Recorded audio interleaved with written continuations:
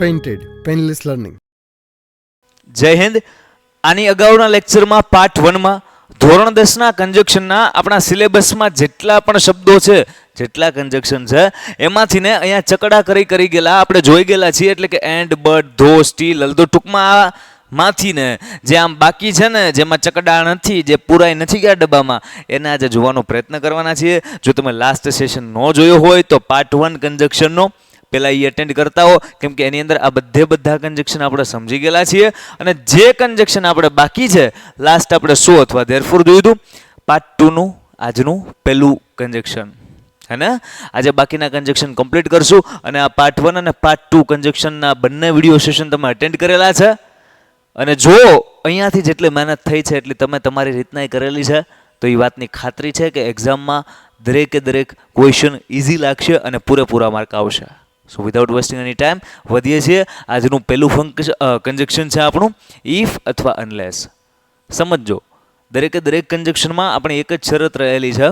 શરત એટલે ઇફ અથવા અનલેસ થાય. શરત એટલે શું થાય? ઇફ અથવા અનલેસ થાય. હા, તો આપણી એક જ શરત રહેલી છે કે તમારું 100% અટેન્શન, ફોકસ એ આખા વિડીયો લેક્ચર દરમિયાન સેમ ટુ સેમ રહેવું જોવે.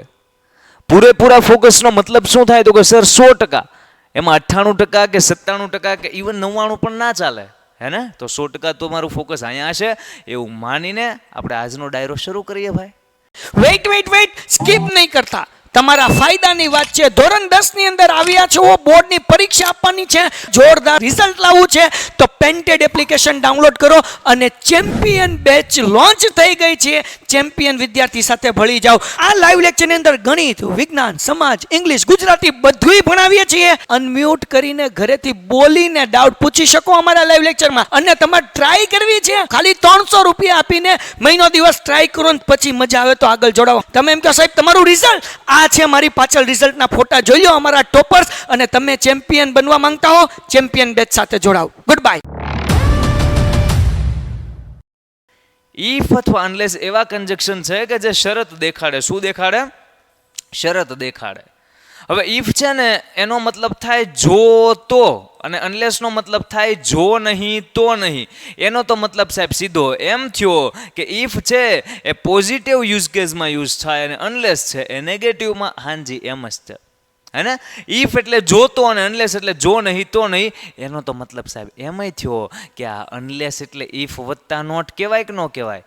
હાજી સર કહેવાય ને, શું કામ ન કહેવાય? સમજો, ઇફ એટલે તો જોતો, ઇફ એટલે તો ઇફ જ તે, પણ અનલેસ એટલે ઇફ. પણ એ કેવું ઇફ? તો કે નેગેટિવ ઇફ, એટલે કે જો નહીં તો નહીં. મગજમાં ઉતરે હે સાહેબ? એમ ન ઉતરે, 50% ઉતરે. ઓકે. આપણે એક્ઝામ્પલ એકાદું લઈએ.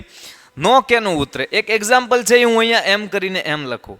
સાહેબ તમે એક્ઝામ્પલ કેમ કરીને? એટલે હું આમ કરીને આમ લખું કે ઇફ શી રીડ્સ વેલ, જો એ સારી રીતના વાંચે, she will get good marks, તો સાહેબ એને સારા માર્ક્સ આવે. તો ભાઈ આ તો સાચી જ વાત છે ને, સનાતન સત્ય વાત છે.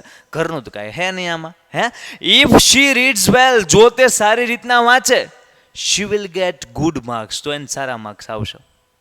શરત આવી ને કે જો સારી રીતે વાંચે તો સારા માર્ક આવશે.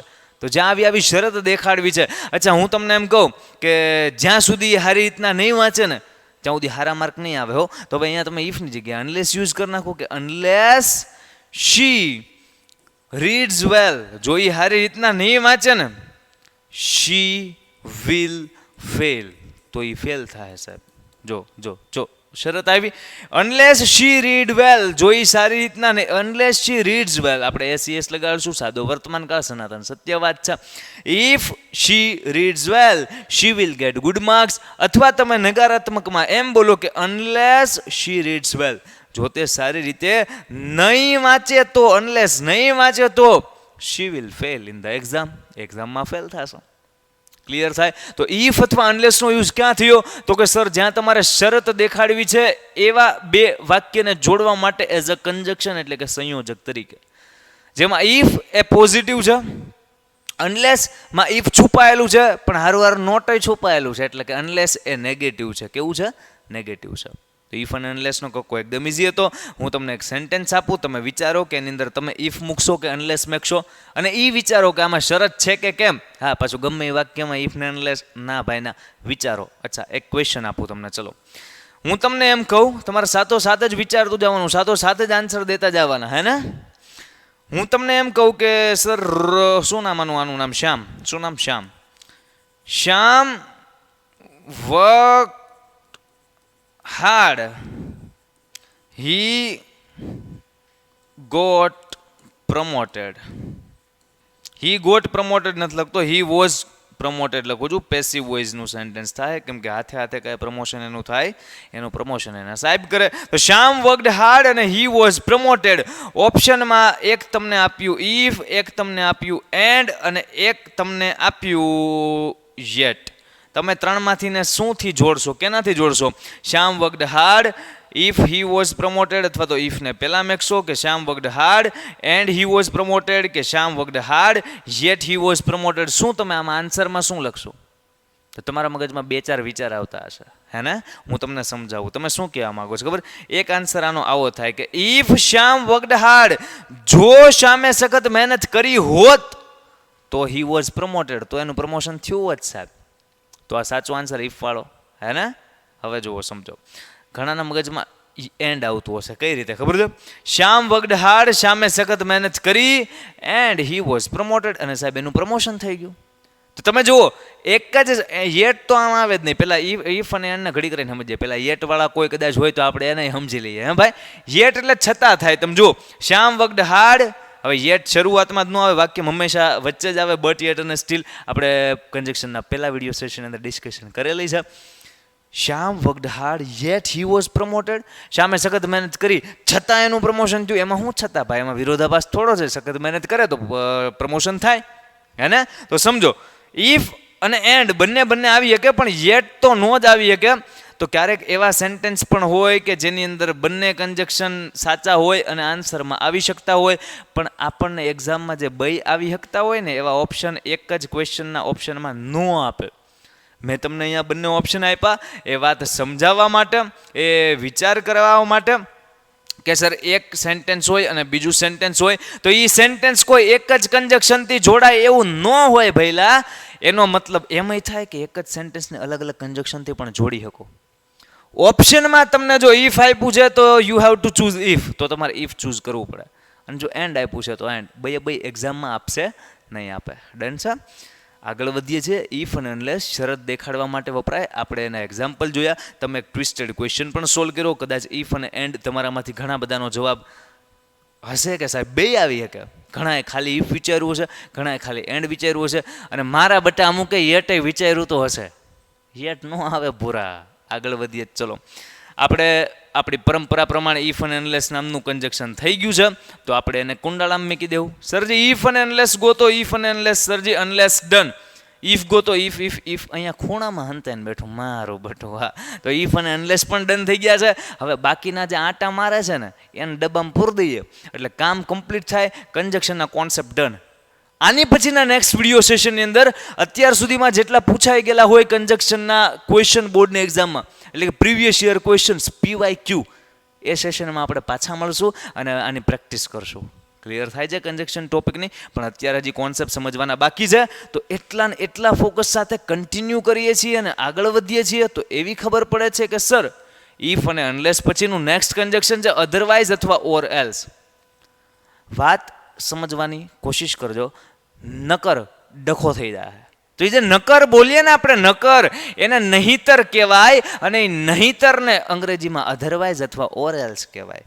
હે ને, ચમત્કાર થયો ને એને ભાઈ. એ ભાઈ કાંઈ ચમત્કાર નથી. સમજો, આપણે એમ ઘણી વાર ન બોલતા હોઈએ કે વાંચજો હો નકર નપાઈશ થા હોય કે, તો ને અધરવાઇઝ બોલો છો તમે ઇંગ્લિશ જો બોલતા હોત ને તો, અથવા ઓર એલ્સ બોલો છો.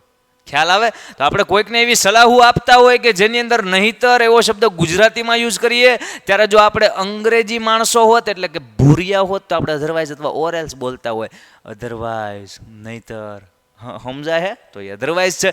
એક એક્ઝામ્પલ લખું એટલે સેજ મગજમાં ઉતરે ભાઈ. હું તમને એમ કહું કે રન ફાસ્ટ એટલે ભાઈ ફાસ્ટ દોડો અધરવાઇઝ નકર શું થાય સાહેબ? નકર કાંઈ નહીં થાય. નકર જો ડબલ થઈ ગયા. એક તો ડબલ છે ને એમાં મેં ડબલ કર્યા. તમને દેખાણા તો આવા ડબલ્યુ કે આવા નો આવે. એને આગળ વધીએ. ચલો જોક સપાટ.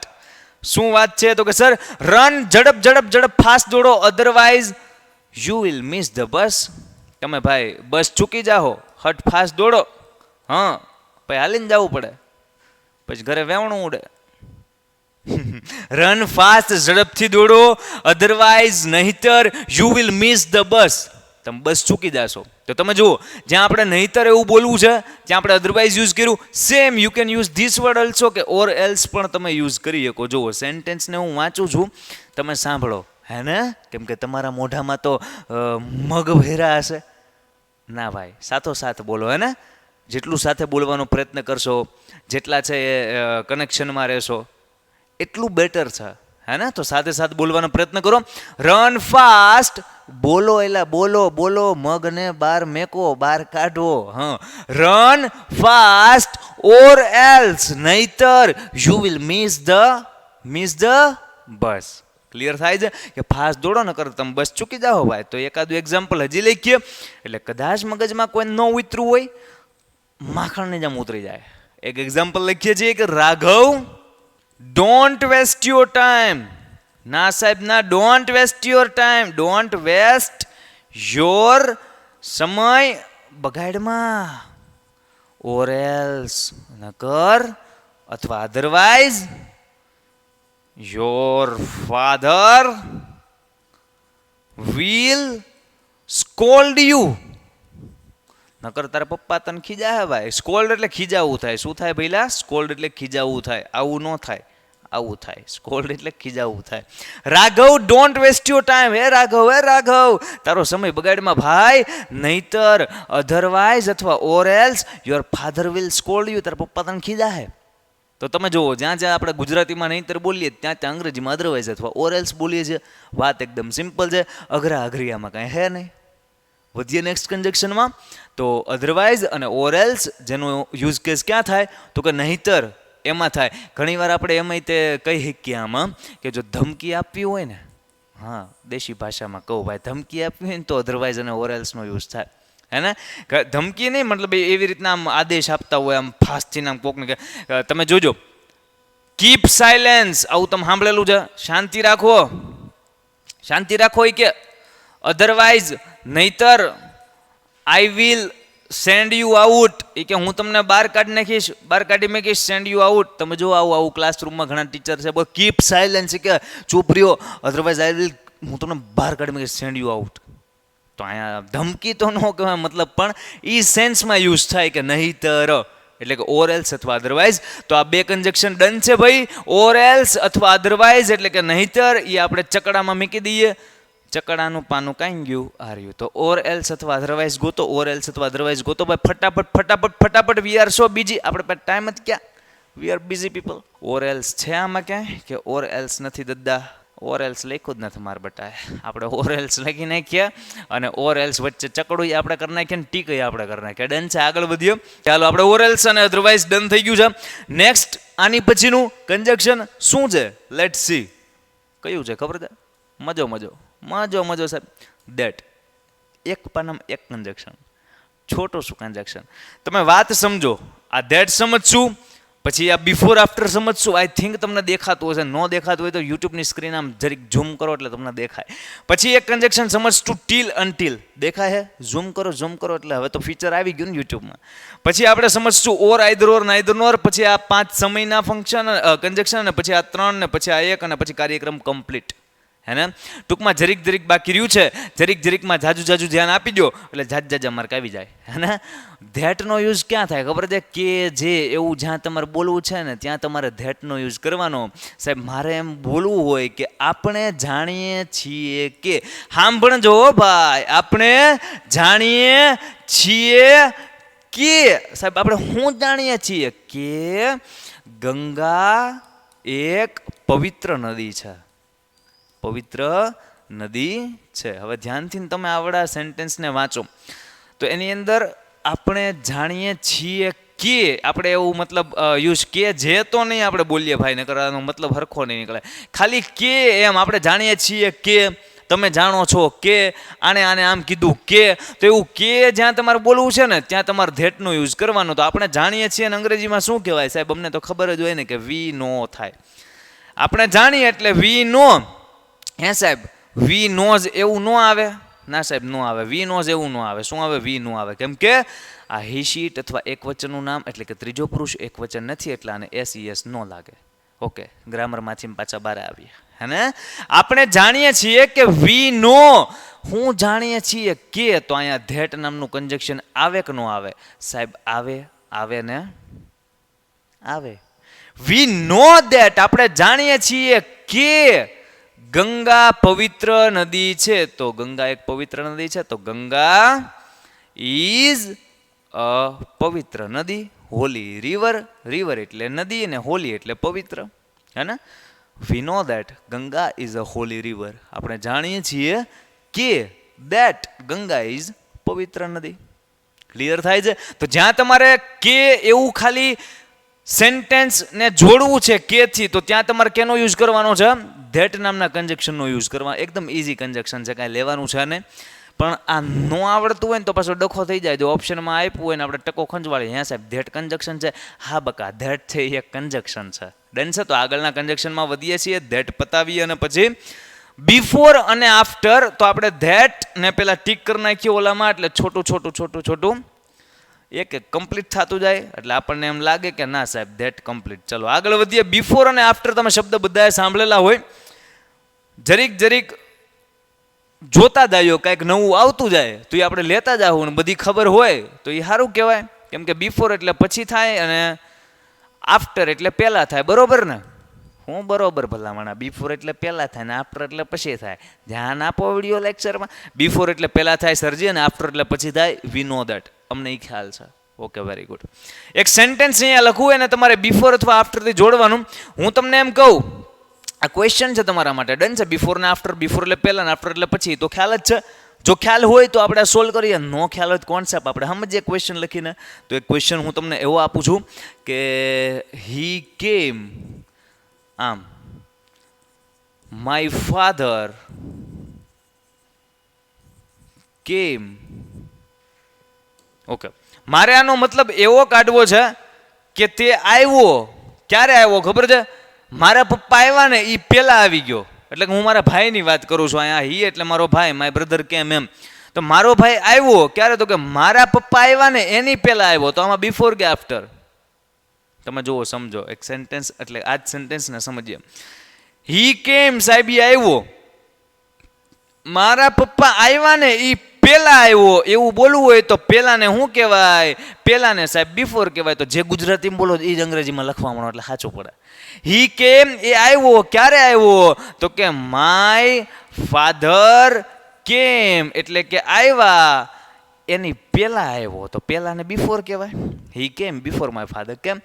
હવે આને આ જ સેન્ટેન્સને આ રીતના લખવું જુઓ. હી કેમ આફ્ટર. બિફોર ની બદલે આફ્ટર. તમે સમજો, બિફોર ની બદલે આફ્ટર માય ફાધર કેમ. આ સેન્ટેન્સ સાચું છે ને ઉપરનું સેન્ટેન્સ એ સાચું છે. તમારે ગુજરાતીમાં બોલવું શું છે એ પ્રમાણે ઇંગ્લિશમાં ટ્રાન્સલેશન કરાય. આ કહે છે કે હી કેમ બિફોર માય ફાધર કેમ. તે આવ્યો ક્યારે આવ્યો? તો મારા પપ્પા આવ્યા ને એ પહેલા આવી ગયો. આ કહે છે કે હી કેમ આફ્ટર માય ફાધર કેમ.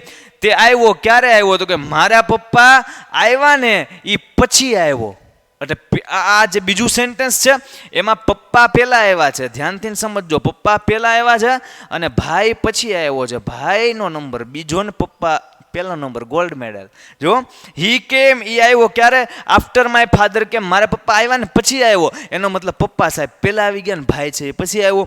પહેલા વાક્યમાં જુઓ, હી કેમ તે આવ્યો ક્યારે આવ્યો? તો કે બિફોર માય ફાધર કેમ. મારા પપ્પા આવ્યા ને એ પહેલા આવી ગયો. એટલે અહીંયા ભાઈનો પહેલો નંબર અને પપ્પા છે એમની પછી આવ્યા.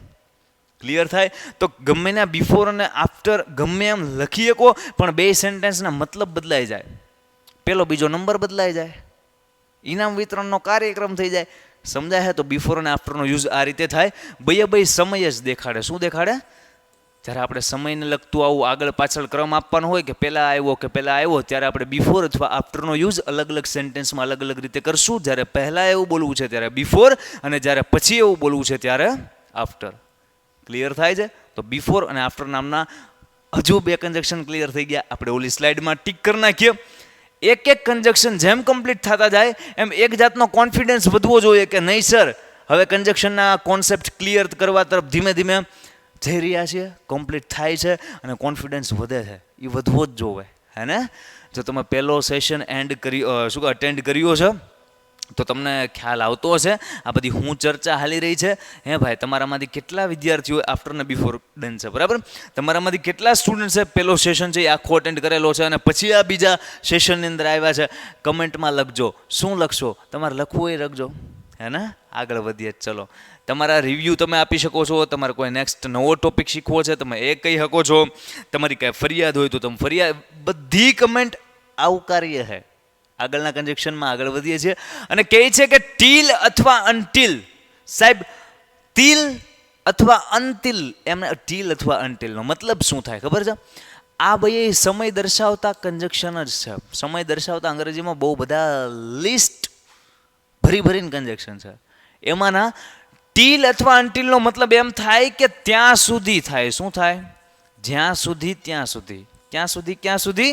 સાહેબ, જ્યાં સુધી ત્યાં સુધી એને ઇંગ્લિશમાં ટીલ અથવા અનટિલ કહેવાય. એક સેન્ટેન્સ અહીંયા લખવું એ તમે સમજો ને એટલે મગજમાં તમને વાત મસ્ત માખણની જેમ ઉતરી જાય કે સર વેઇટ હિયર, રેલવે સ્ટેશને એના પપ્પા ટિકિટની બારીએ ટિકિટ લેવા ગયા છે અને ઓલા બાળકને કહે છે એને કે wait here till I come back. અહીંયા મારી રાહ જોજો એ કે જ્યાં સુધી હું પાછો ન આવું. એના દીકરાને એમ કહે છે કે wait here till I come back. જ્યાં સુધી હું પાછો ના આવું ત્યાં સુધી આ રાહ જો. તો ટીલ થયો.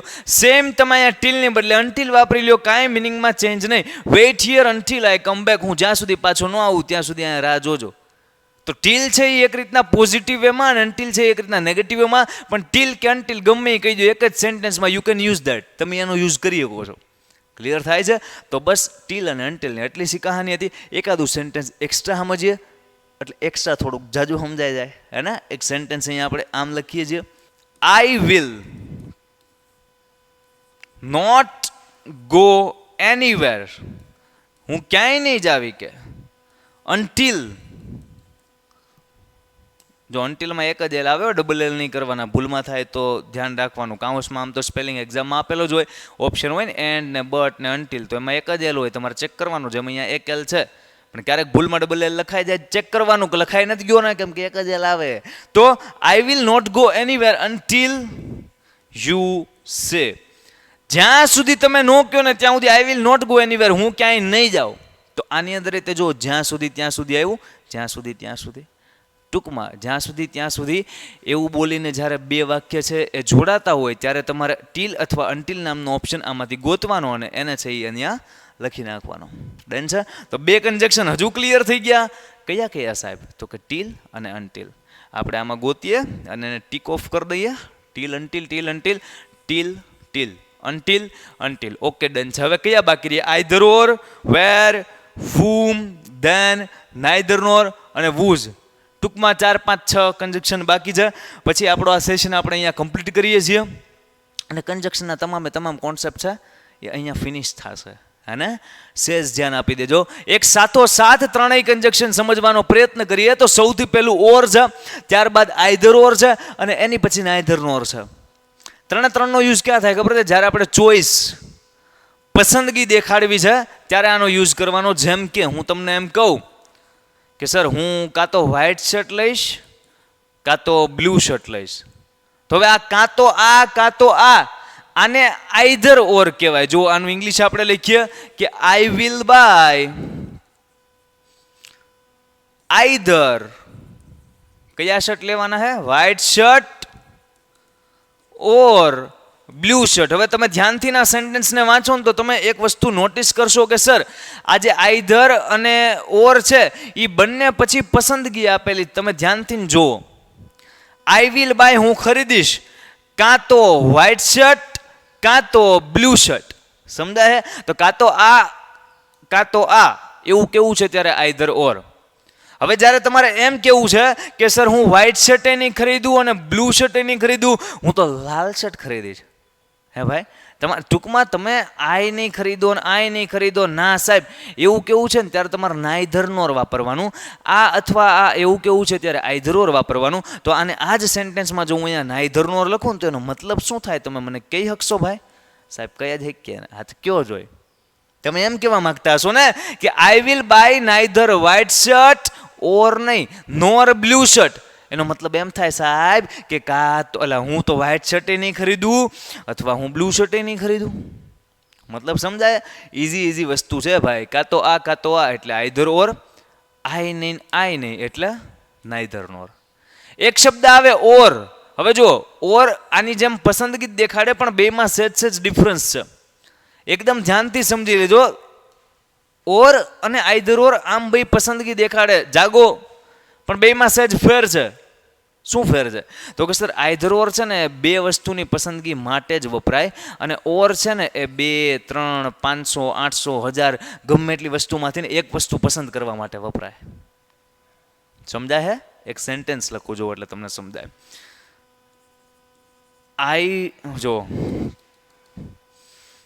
She will come to my class or આપણે આમ નથી લખતા ક્લાસ, હોમ, ટ્યુશન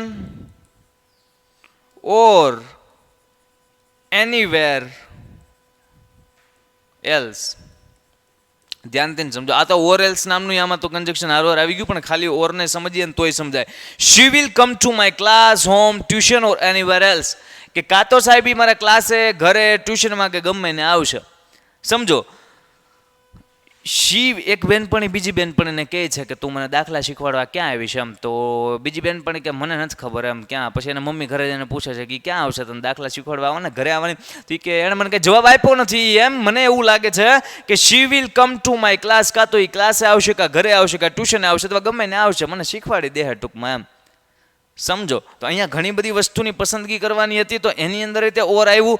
ઓર બે વસ્તુની પસંદગીમાં તો આવે જ તે, પણ આ રીતના જાજી વસ્તુની પસંદગીમાં પણ આવે. પણ આઈધર ઓર ખાલી બે વસ્તુની ચોઈસ હોય ને ત્યારે જ આવે, કે કાં તો આ ને કાં તો આ. અને આય નહીં એટલે નાઈધર નોર. તો ક્લિયર થાય છે? જ્યારે આપણે ચોઈસ એટલે કે પસંદગી દર્શાવી છે ત્યારે આપણી પાસે 3 ઓપ્શન છે: ઓર, આઈધર ઓર અને નાઈધર નોર.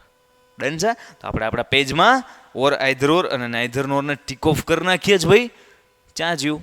ઈધર રહ્યું. તો ઓર, આઈધર નોર હમણાં અહીંયા ક્યાંક જ હતું. ઓકે, ડન છે sir. Neither nor here, either or.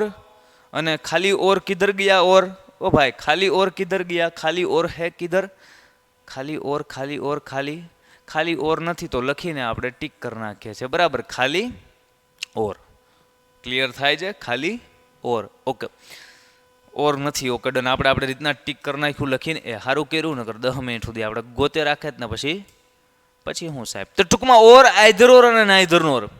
Next આગળના કન્જક્શનમાં વધીએ છીએ. કહે છે કે વેન, વાઇલ, સિન્સ, ધેન અને એઝ સૂન એઝ. આ બધા સમયને લગતા કન્જક્શન છે. આગળ સમયને લગતા આપણે ઘણા બધા કન્જક્શન જોયા. આફ્ટર ને, બિફોર ને, ટીલ ને, અન્ટિલ ને. બીજા 5 નવા કન્જક્શન કે જે સમયને લગતા છે. બધામાં સેજ ડિફરન્સ છે. તમે જરીક સમજી લો એટલે કોન્સેપ્ટ ક્લિયર થાય. જ્યારે વેન નો યુઝ કરો ત્યારે એનો મતલબ ક્યારે અથવા તો જ્યારે થાય.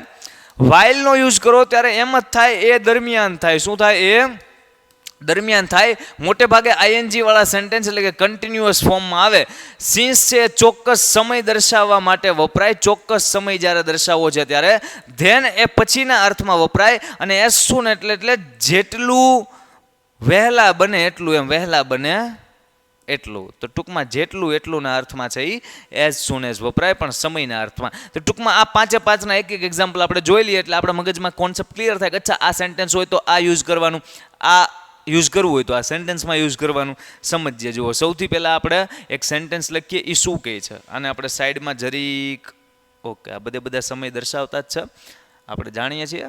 આ પીડીએફ છે ને, તમને મળી જશે. ડિસ્ક્રિપ્શનમાંથી યુ કેન ડાઉનલોડ ઇટ અને તમે ડાઉનલોડ કરી શકો છો એટલે નોટ્સ જ્યારે તમારે બનાવી હોય રિવિઝન કરવા માટે તો એમાં ઇઝી રહે હે ને. એક સેન્ટેન્સ આપણે અહીંયા લખીએ છીએ કે વેન યુ કેમ જ્યારે તમે આવ્યા, I was not at home ત્યારે હું ઘરે નહોતો. બરાબર, when you came I was not at home ત્યારે હું ઘરે નહોતો. તો વેનનો યુઝ કઈ રીતે થયો તો કે સાહેબ ક્યારે જ્યારે, તો કે જ્યારે તમે ઘરે આવ્યા ત્યારે હું ઘરે નહોતો, આ રીતે થયો. એક સેન્ટેન્સ હવે કોનું લખીએ તો કે સર વાઇલનું લખીએ. વાઇલ ઈટિંગ જમતી વખતે, વાઇલ ઈટિંગ જમતી વખતે યુ શુડ નોટ સ્પીક ત્યારે તમારે બોલવું ન જોઈએ. જમતી વખતે તમારે બોલવું ના જોઈએ. તો તમે જો આઈએનજી વાળું સેન્ટેન્સ હતું એટલે અહીંયા વેન આપણે યુઝ ન કરી કે we have to use while, ત્યારે આપણે વાઇલ જ યુઝ કરવો જોઈએ કે while eating you should not speak ત્યારે તમારે જમતી વખતે બોલવું જોઈએ, ના બોલવું જોઈએ. નેક્સ્ટ કન્જેક્શનમાં આગળ વધીએ છીએ. એક જોયું વેન, બીજું જોયું વાઇલ એટલે વાઇલ ડન. સિન્સ નામનું કન્જેક્શન કઈ રીતે યુઝ થાય? તમે છે દર સેન્ટેન્સને સમજતા જાઓ, કયા વાક્યમાં સ્પેસિફિક કયું કન્જક્શન યુઝ કર્યું એ યુઝ કેસ સમજતા જાઓ. એટલે જો કોન્સેપ્ટ ક્લિયર હશે ને તો સેન્ટેન્સ જ્યારે એક્ઝામમાં સામું આવશે ક્વેશ્ચનનું ત્યારે યાદ આવશે કે અચ્છા ઠેક આમાં તો આમ છે તો આ આન્સર આવે હે ને. પ્રેક્ટિસનો સેશન આની પછીનો જે છે કન્જક્શનની પ્રેક્ટિસ અથવા કન્જક્શનના પીવાયક્યુ જોઈએ એ સેશનની અંદર એટલો કોન્ફિડન્સ વધશે ને જો આ તમે કોન્સેપ્ટના બે કન્જક્શનના લેક્ચર અટેન્ડ કરેલા છે કે વાત જ આવવા દો હે ને. પણ એના માટે પહેલાં કોન્સેપ્ટ ક્લિયર હોવા જોઈએ ભાઈ. એક સેન્ટેન્સથી આપણે સિન્સ લખીએ. I have been waiting for you. સાહેબ હું તમારી રાહ જોઈ રહ્યો છું. આઈ હેવ બીન, અહીંયા યુ નહીં લખાય તો યુને આપણે હેઠે લખી નાખીએ. બરાબર, I have been waiting for you since હવાર, સિન્સ મોર્નિંગ. સમજો, I have been waiting for you since, હું સવારથી તમારી રાહ જોઈ રહ્યો છું. કોઈ પણ એક્ઝામ્પલ લખીએ કો સિન્સના સરજી, હું તમને અહીંયા આ તો મતલબ ટેન્સનું સેન્ટેન્સ થઈ ગયું. એક સેન્ટેન્સ છે હું સિન્સનું તમને હજી આપું કે જેની અંદર એઝ અ કન્જક્શન આનો યુઝ થતો હોય. હું તમને એમ કહું કે સિન્સ હી કેમ હિયર, જ્યારથી એ અહીંયા આવ્યા ને ત્યારથી એવરીથિંગ ઇઝ ગોઈંગ ફાઇન, બધું સરસ રીતના હાલી રહ્યું છે. સિન્સ હી કેમ હિયર, જ્યારથી અહીંયા આવ્યા ને એવરીથિંગ ઇઝ ગોઈંગ ફાઇન, ત્યારથી બધું સરસ રીતના ચાલી રહ્યું છે. સમજાય છે? તો જ્યારે તમારે સિન્સનો યુઝ કરવો છે ત્યારે આ પ્રકારના સેન્ટેન્સમાં યુઝ કરી શકો. એકાદું સેન્ટેન્સ ધેનનું યુઝ કરીએ. ફર્સ્ટ કમ્સ, ફર્સ્ટ કેમ લખીએ ને ભૂતકાળનું સેન્ટેન્સ એટલે આપણે એમ બોલતા હોય ને ગુજરાતીની અંદર કે પહેલા ઈ આવ્યા ને પછી આમ થયું, તો આપણે એવું કંઈક લખીએ એટલે મગજમાં બે. ફર્સ્ટ કમ્સ શી દેન આઈ, તો કે પહેલા તે આવ્યા અને પછી હું આવ્યો. ફર્સ્ટ કમ્સ શી દેન આઈ અને પછી હું આવ્યો. બરાબર છે? એટલે ધેનનો યુઝ કેસ આ પ્રમાણે થયો. એઝ સૂન એઝને સમજી લઈએ. આ જે એઝ સૂન એઝ છે એને સમજી લઈએ કઈ રીતના એનો યુઝ કેસ છે. હું તમને એમ કહું કે as soon as he watches મી, જેવો જેવો જેમ બને એમ જેટલો એ મને આમ જોઈ રહ્યું છે, as soon as he watches me I get more confused, એટલો જ વધારે કે હું છે એ કન્ફ્યુઝ થઈ રહ્યો છું. તો as soon as he watches me I get more confuse. ખ્યાલ આવે છે? તો આ બધા કન્જક્શન આપણે કઈ રીતે યુઝ કર્યા તો કે સર સમયની સેન્સ મેળવવા યુઝ કર્યા. બધાના એક્ઝામ્પલ અલગ અલગ રીતના આપણે સમજીએ કે આવા બીજા 50 એક્ઝામ્પલ લખીએ કે સમજીએ કે પણ મુદ્દો એક જ છે. જ્યારે તમારે સમયને લગતું કન્જક્શન છે એ ઓપ્શનમાં આપે ત્યારે તમારો એનો શું યુઝ છે, ગુજરાતીમાં હું બોલો છો. હલો, આ નોટ્સમાં તમે બનાવેલું હોય લખેલું હોય, જો આ વાત ન સમજાતી હોય તો બીજી વાર રિપીટ કરો અને પાછો વિડીયો સેશન 5 મિનિટ ફરી વાર જો પછી અહીંથી આગળ કન્ટિન્યુ જાઓ કે આની પછીનું કન્જક્શન તો કે સર આ ખ્યાલ આવે છે. જો ગુજરાતી પ્રમાણે મગજમાં બેહતું હશે, જો કોન્સેપ્ટ પ્રમાણે મગજમાં બેહતું હશે અને સમજાશે ને તો you can solve any question of કન્જક્શન્સ. કોઈ પણ ક્વેશ્ચન સોલ્વ કરી શકશો. ક્લિયર થાય છે? આગળ વધીએ. એ પહેલા વેન, વાઇલ, સિન્સ, ધેન અને એઝ સૂન એઝ ને આપણે ઓલા ચકડામાં મૂકી દઈએ એટલે લાસ્ટ થોડા કન્જક્શન બાકી છે એમાં આપણે આગળ વધીએ કે તો વેન, વાઇલ ને એ બધું ક્યાં છે સાહેબ? અહીંયા ધેન મળી ગયું, પછી વેન, વાઇલ એવું કાંઈ એમાં છે જ નહીં સાહેબ, એવું કાંઈ એમાં છે જ નહીં. ભૂકા નીકળી ગયા. ઓકે, આપણે લખી નાખીએ છીએ. એક વેન જોયું, એક આપણે અત્યારના ટીક કર્યું ધેન, એક આપણે જોયું વાઇલ છે તો નહીં ને ભાઈ, આમાં કાંઈ ના નથી સર. અને એક જોયું એઝ સૂન એઝ, તો આપણે એઝ સૂન એઝ પણ લખી નાખીએ તો સરજી ઈ તે ડન થઈ ગયું. Okay, when while as soon as. ને એક સિન્સ જોયું આપણે, સિન્સ લખીને કે સિન્સ તો ઓલરેડી એકવાર આવી ગયું છે, પણ એ સિન્સ બીકોઝ એટલે કે કારણ કેના અર્થમાં હતું, રીઝનમાં. આ સિન્સ સમયના અર્થમાં. જો અહીંયા બાજુમાં સિન્સ. ઓકે, બાકી રહ્યા વુ, વેર, વુમ અને વુઝ. લાસ્ટ 4 કન્જક્શન પછી આ પાર્ટ 2 કમ્પ્લીટ, અને કન્જક્શનના બધા કોન્સેપ્ટ આપણા કમ્પ્લીટ. આઈ નો કે કદાચ આ વિડીયો સેશન સેજ લાંબો થયો હશે, એને એપ્રોક્સ 30-35 મિનિટ થવા આવી. હવે લાસ્ટ 5 મિનિટની અંદર આપણે આ કમ્પ્લીટ કરીએ છીએ, એટલે કન્જક્શનના બધા કોન્સેપ્ટ ક્લિયર થાય. પછી મળશું નેક્સ્ટ સેશનમાં કે જેની અંદર આપણે પ્રેક્ટિસ કરવાના છીએ. વેઇટ સ્કીપ નહીં કરતા. તમારા ફાયદાની વાત છે. ધોરણ 10 ની અંદર આવ્યા છો, બોર્ડની પરીક્ષા આપવાની છે, જોરદાર રિઝલ્ટ લાવવું છે, તો પેન્ટેડ એપ્લિકેશન ડાઉનલોડ કરો અને ચેમ્પિયન બેચ લોન્ચ થઈ ગઈ છે. ચેમ્પિયન વિદ્યાર્થી સાથે ભળી જાઓ. આ લાઈવ લેક્ચરની અંદર ગણિત, વિજ્ઞાન, સમાજ, ઇંગ્લિશ, ગુજરાતી બધુંય ભણાવીએ છીએ. અનમ્યુટ કરીને ઘરેથી બોલીને ડાઉટ પૂછી શકો અમારા લાઈવ લેક્ચરમાં. અને તમારે ટ્રાય કરવી છે, ખાલી 300 રૂપિયા આપીને મહિનો દિવસ ટ્રાય કરો ને પછી મજા આવે તો આગળ જોડાવો. તમે એમ કહો સાહેબ તમારું રિઝલ્ટ આ છે, મારી પાછળ રિઝલ્ટના ફોટા જોઈ લો અમારા ટોપર્સ, અને તમે ચેમ્પિયન બનવા માંગતા હો, ચેમ્પિયન બેચ સાથે જોડાઓ. Good bye. ઓકે, સો છેલ્લી 5 મિનિટ તમારું પૂરું અટેન્શન જોઈએ. ડન છે? આગળ વધીએ. સરજી, વુ એટલે કે જે થાય, ફટાફટ ધ્યાન આપજો. વુ એટલે કે જે થાય, વુમ એટલે કે જેને થાય, અને વૂઝ એટલે કે જેનું થાય. શું કહેવા માંગુ છું તો કે આ કે જે એ જે તે વ્યક્તિ માટે વપરાય, આવડું આ વ્યક્તિ માટે, બધું વ્યક્તિ હાટું જ વપરાય ને વસ્તુ હાટું જ વપરાય. મુદ્દો સમજો શું કહું છું. એક સેન્ટેન્સ અહીંયા એમ લખું, બીજું સેન્ટેન્સ અહીંયા એમ લખું, ત્રીજું સેન્ટેન્સ અહીંયા કેમ લખું, સમજો. 3 વસ્તુ સમજો. એક વાક્ય બોલું ને એમાં મને કહેજો કે વુ બોલાય, વુમ બોલાય કે વુઝ બોલાય. ઇંગ્લિશ તમે કહેજો, ગુજરાતી તમને હું કહીશ. ડન છે? હું એમ કહું કે તે રમેશ છે, એ રમે છે એમ નહીં, એ રમેશ છે, રમેશભાઈ. તે રમેશભાઈ છે કે જેને હું ઓળખતો નથી. શું લાગે તમને? તે રમેશભાઈ છે કે જેને હું ઓળખતો નથી. પકડું ને સર, આમાં વુમ આવે કે તો જુઓ ધ્યાનથી સમજો. He is Rameshbhai. સાહેબ, તે રમેશભાઈ છે કે જેને હું ઓળખતો નથી. Whom I don't know. Whom I don't know. સાહેબ, આપણે એને ઓળખતા નથી સાહેબ, માફ કરો. એ કે he is Rameshbhai, whom I don't know. તો જ્યારે તમે ગુજરાતીમાં એમ બોલો છો કે જેને, ત્યારે વુમ યુઝ કરો. સિમ્પલ ઇઝી વસ્તુ. હે, કોઈ વ્યક્તિનો બીજા વ્યક્તિ સાથેનો સંબંધ અથવા એવી વાત હોય કે જ્યારે સાહેબ આ આમ છે પણ એને હું ઓળખતો, તો કે જેને ને એને એના માટે વુમ વપરાય. ડન છે? એક સેન્ટેન્સ હજુ બોલું, તમે મને કહેજો વુ, વુમ કે વુઝ. ક્લિયર? હું ગુજરાતી મીડિયમ, તમે અંગ્રેજી મીડિયમ. ઓકે, એક સેન્ટેન્સ હું એમ બોલું કે આ રમેશભાઈ તો આવ્યા ને, આ ચિંટુ છે કે જેની સાયકલ બ્લુ કલરની છે. આ ચિંટુ છે કે જેની સાયકલ બ્લુ કલરની છે. પકડું ને સાહેબ, આમાં કે વૂઝ આવે. કેમ ખબર પડે? તો કે જેનું, કે જેની, કે જેનો, ટૂંકમાં આવી માલિકી દર્શાવી હોય ત્યાં આપણે કેનો યુઝ કરશું? તો કે સર ત્યાં આપણે વૂઝનો યુઝ કરશું. બરાબર છે? કે જેનું. તો આપણે શું કીધું? This is Chintu. સાહેબ, આ ચિંટુ છે, અથવા તો હી ઇઝ ચિંટુ, એટલે કે તે ચિંટુ છે. આપણે કેવું છે? આ ચિંટુ છે, આપણો આ ચિંટુડો હોય. This is Chintu, this is Chintu. Whose bicycle, કે જેની સાયકલ ઇઝ રેડ કલર. આપણે બ્લુ કલર કીધી હતી કે રેડ કલર કીધી હતી? જે કલર કીધી હોય. મુદ્દો એમ છે કે this is Chintu whose bicycle is red, કે જેની સાયકલ લાલ છે. ખ્યાલ આવે છે?